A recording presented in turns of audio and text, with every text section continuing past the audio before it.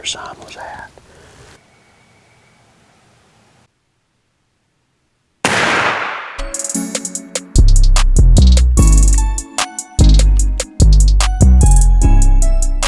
Guys, welcome back to Southern Extreme TV. Thanks for hanging out with me. We've got me and Dad loaded up in Dad's Tundra. We are heading north, baby. We are going back to Ohio.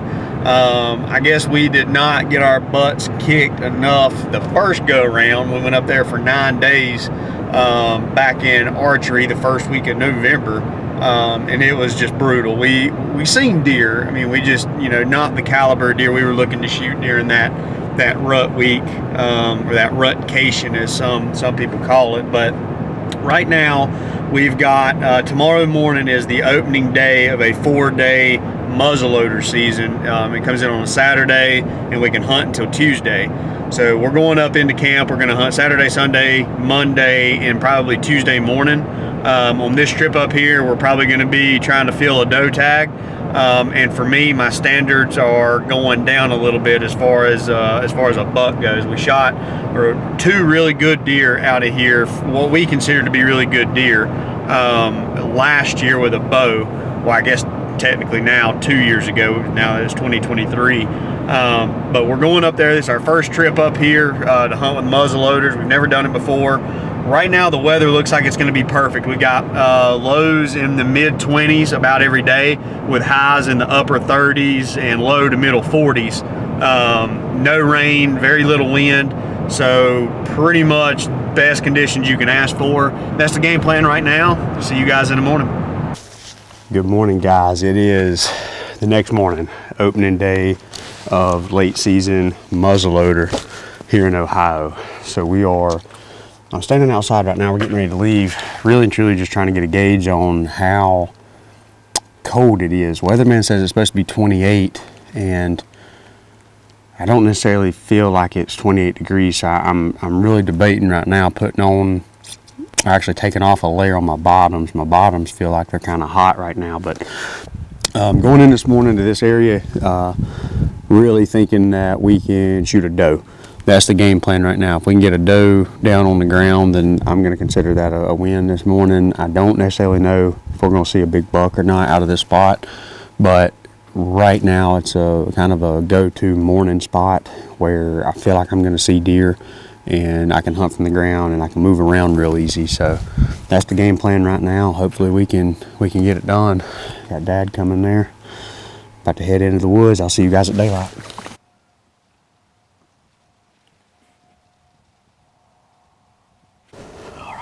It is officially shooting lights on the first morning of Ohio.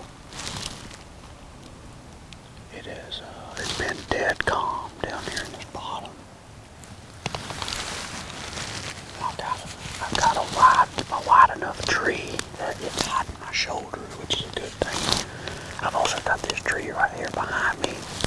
I've got these laid down, so I feel good, but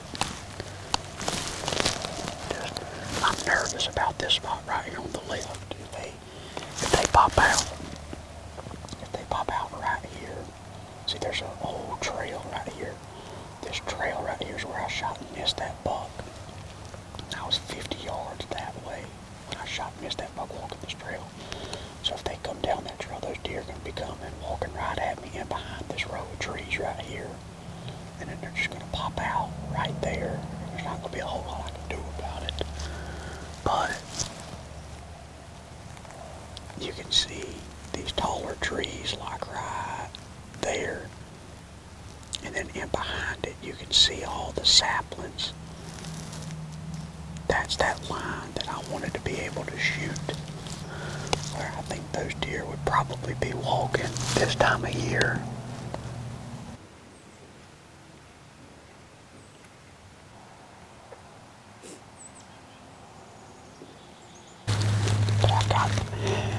I've got that urge to wanna move. I wanna get up and I feel like I wanna cover ground, but I feel like I'm gonna make myself stay for at least another 15 to 20 minutes. It's about 8:45. So it's, realistically it's only been shooting live for about an hour and 20 minutes. But these deer should be in a very heavy bedding to food pattern, and they should be utilizing the food late afternoon all the way through the night. And then that travel route between the bedding and the feeding is where we've got to be, kind of at that perfect place at the right time.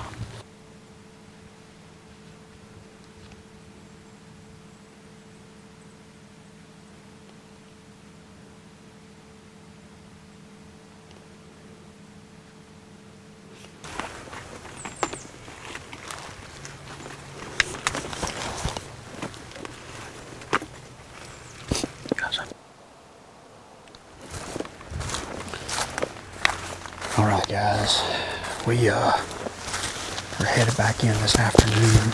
I slip hunted all the way to Dad this morning and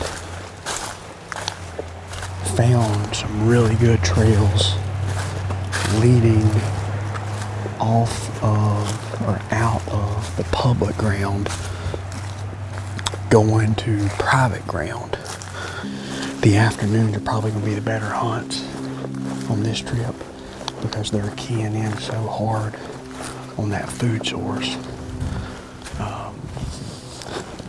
So I'm going in past where I hunted this morning and walking pretty much the long way to get here or to get to where I'm going because of the direction of the wind and the fact that the bulk of the deer activity is on that side. So I feel like disturbing this side is the better idea. If a doe comes in before, I made my mind up, if a big doe comes in before 5:15, then we're going to shoot her. If she comes in after that, we're not going to shoot her.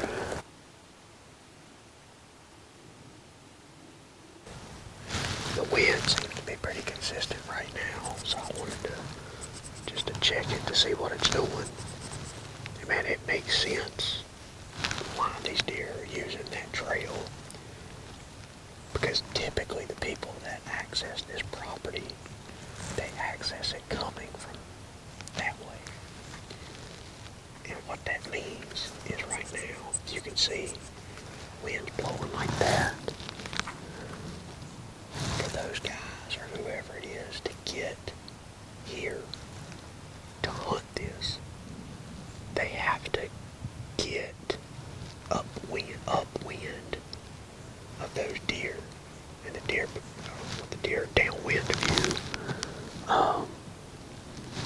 So where we're sitting, we're probably 50 yards from the main trail, and this wind is blowing literally on a parallel basis with that trail, which is perfect. If we would have got too close, then there's a chance that those deer would smell us. This is a highly hunted area. And with it being the end of season, they've smelled it all and heard it all.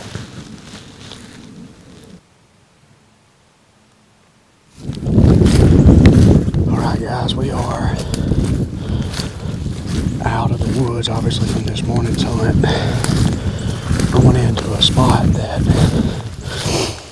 we found yesterday afternoon. Or really yesterday midday, I guess, walking around. But got a pretty good walk up in here. And we found probably 10 or 15 different beds on this hardwood ridge. I've got a good wind right now. The wind's hitting me right in my face. Approaching this spot. But we did find a place where somebody had dug out at the base of a tree and had sat on the ground that morning, yesterday morning. So, I don't know. I wanted to come in here this morning, but the problem is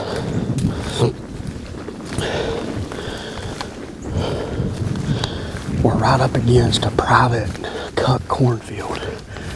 And on the back side, it's got a little bit of green. And I'm worried the only access you have to get into this property, you have to walk right on the edge of this field. And I don't know if you can do that without bumping those deer. So my hope is that these deer have bedded on public, not too far away, and they're going to get up and come straight to this food source. What we've been seeing is that the deer are bedding as close as humanly possible, or not humanly, but dearly possible.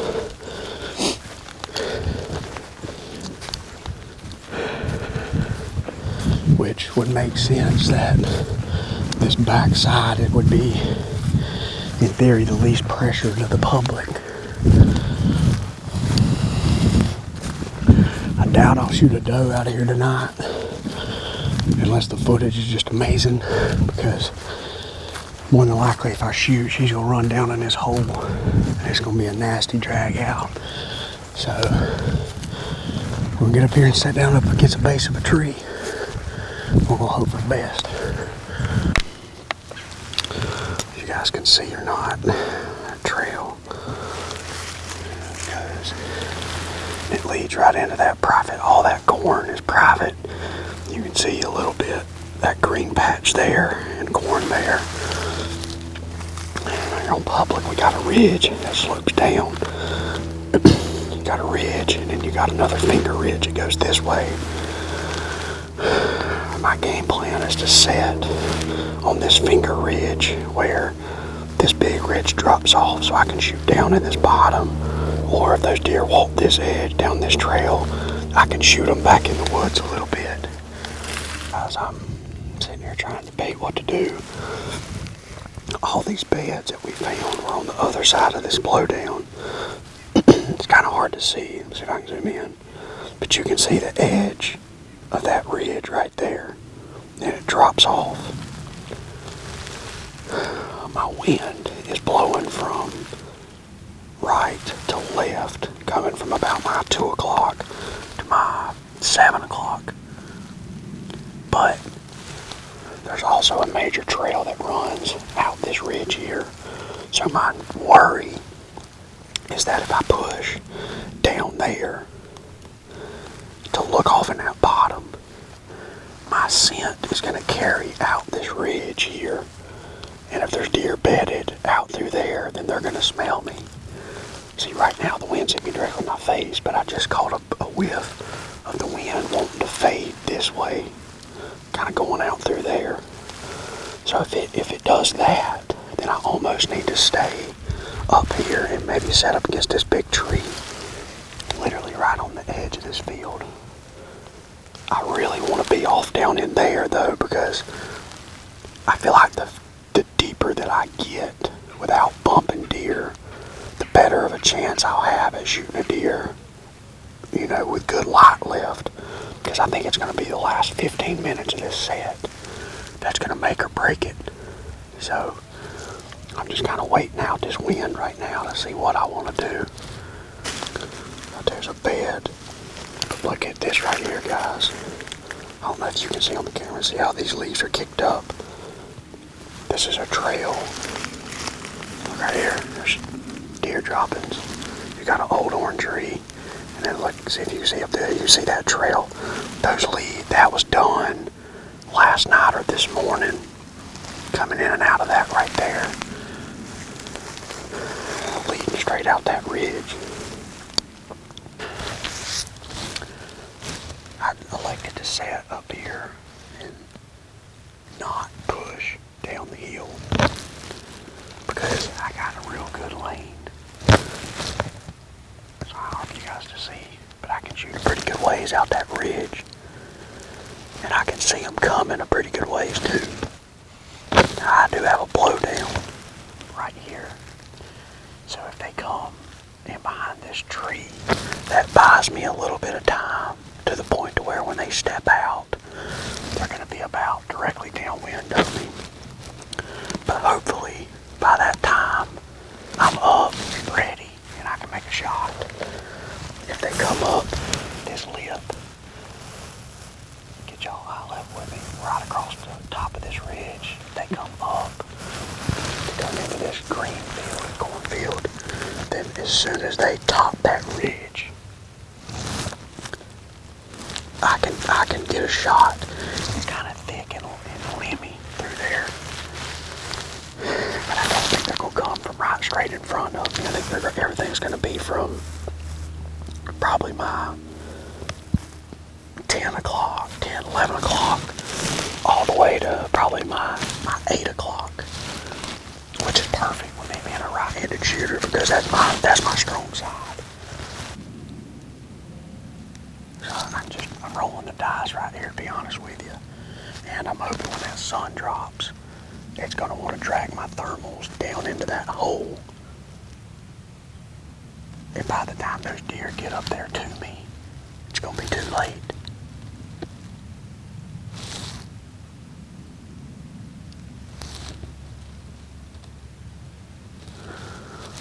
This is going to be our home for the next couple hours.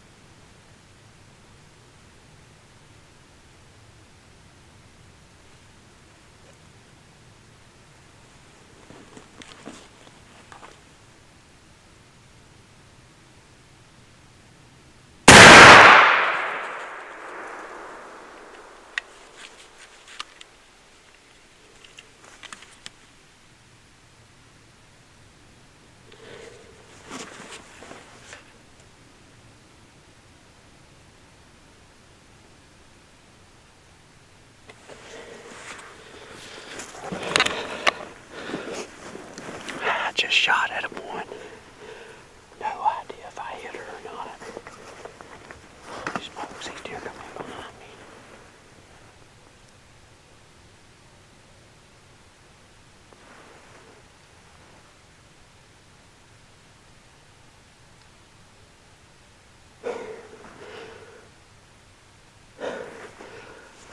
These deer come in behind me. I can't get this. I can't get my one. Maybe can y'all hear me now?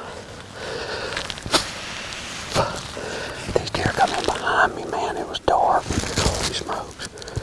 5:56.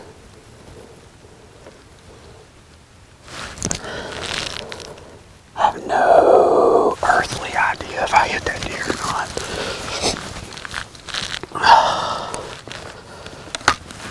Man. I don't even really know exactly where she was standing. I could just see her silhouette. I shot through some nasty stuff, though, I believe.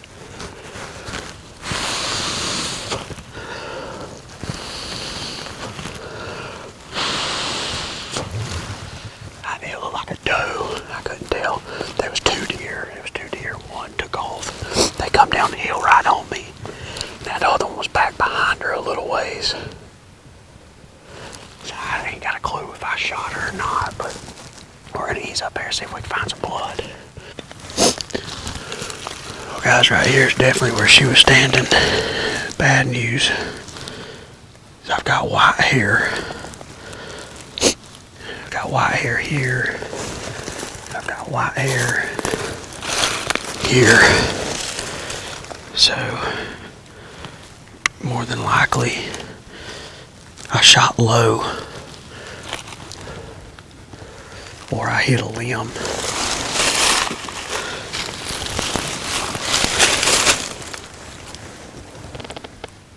Yeah, I mean, she was standing right here.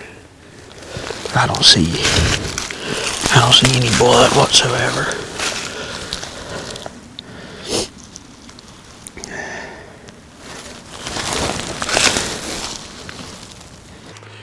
Well, guys, looking around there, no blood, anything, just big gobs of white hair. I shot through some stuff that I didn't know was there. I didn't realize was there. So I'm sure that I hit a limb or something and deflected, but all the white hair and stuff there with no blood, that deer's alive. I just gave her a good clean shave right across the bottom side of it, but we finally seen a deer, so that's a positive note right there. Sorry you guys probably couldn't see a whole lot. These deer come in behind me and it started blowing as I was looking at some deer on the private cornfield, just trying to see what they were. So I was able to turn around, get down, get my gun, stand up, and actually ran down to me, and the biggest doe ran away. I got my binoculars up, and there's another deer standing there, and she was broadside, and I was like, man, I can shoot that deer. She wasn't maybe 50 yards from me, so I took the shot, but I'm pretty sure I hit some saplings or something like that. So glad to see some deer, but hopefully we got all day tomorrow, and then we have Tuesday morning, so we've got 3 more hunts to try to get it done. But that's going to be it for this part 1 of the Ohio late season muzzleloader trip. Hopefully part 2 will actually have a deer that we can show you guys. So if you're new to Southern Extreme TV, hit that subscribe button. Trying to go up to 100,000 subs. Every click gets me a little bit closer. See you guys next time.